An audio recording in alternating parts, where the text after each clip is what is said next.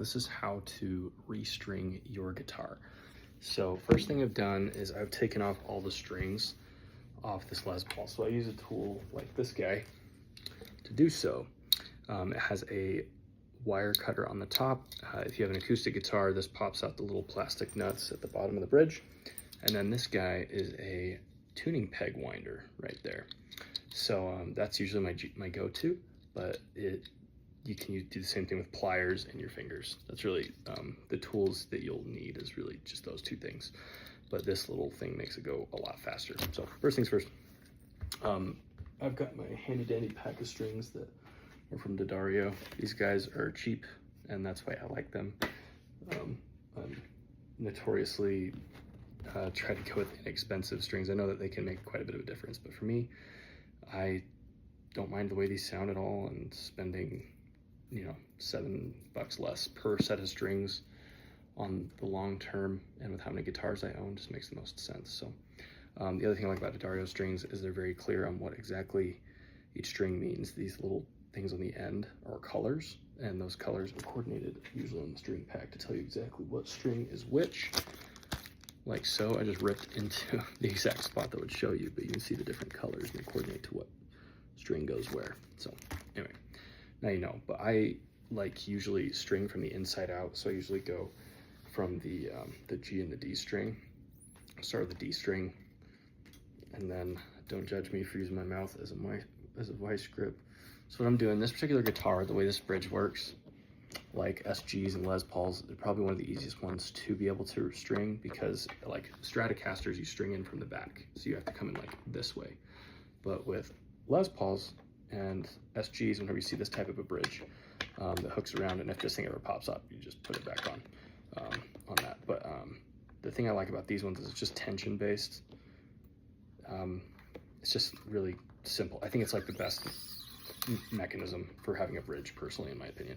So anyway, you just find the right string, you find the right notch in the nut up here, and then this particular guitar head, this is probably the most common type of guitar head, but these farthest ones are your middle two strings, these are the next two strings out, and these are the top edge strings. So these are E, and then this is A and B, and then this is D and G. So because we're D, we're going to this peg right there. Already threaded it through the bottom. I'm gonna go up here and I'm gonna put it through the, there's a little hole on these every, which way? Just gotta thread it. And then once it's threaded, pull it through. And then I'm gonna make sure it's on the inside of these pegs, because sometimes it'll like wanna go out, but you go inside of the pegs.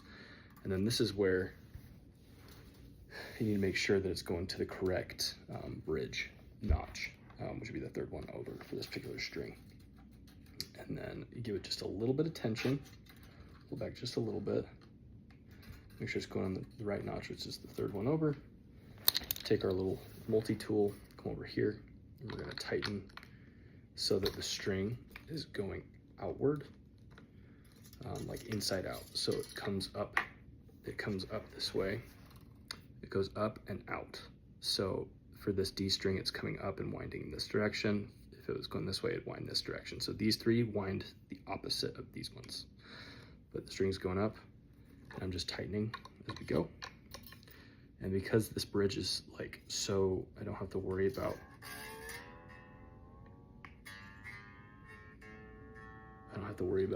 watching as many things. It's already ready to go. And you can go a little more intense in terms of like more winds and stuff like that too, if you want, up to you. I've seen that if you don't wind enough, sometimes it can pop off, but I think I'm good on this one. So anyway, next string I go is the G string, string of G. And from here, I'm just gonna speed up the video and just get work done. I'll leave it rolling so you can see the process, but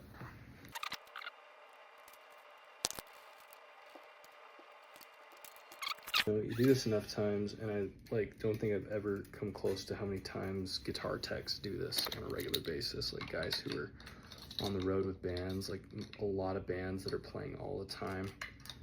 they get these bad boys changed all the time. But I usually only change my strings like on the guitars I'm using the most every 3 months. But some of the ones that I hate to say it, some of my guitars are more display than usability.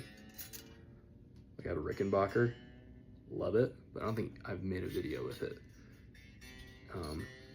Reminds me more of my mom than anything. Like I've got a couple guitars that are kind of that, where it's like more sentimental than utility, but it's still, anyway.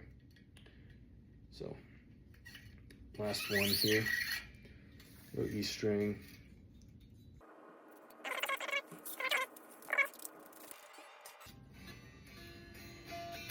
Okay, so now you'll notice you got all these little strings up here in the corner. I try to fold them out a little bit, get this bad boy tuned up real fast, which I'm using my phone and I don't have my tuner on me. So let me get these tuned up, and then what you're gonna do, I always try to, let me see what's gonna be the best angle. You go up close, I try and pull the strings just a little bit out. Not hard, don't overdo this, you'll bust them off. And then you'll be sad because you have to buy a new pack of strings. But you just kind of wiggle them like this once they're tuned up, and then you tune it up probably 3 or 4 times after doing that, play the crap out of it, and then you'll be ready to go. And then also with these, you don't see dumb things floating around, you can just trim those bad boys off as you go. You don't want to get too close or else you snap them.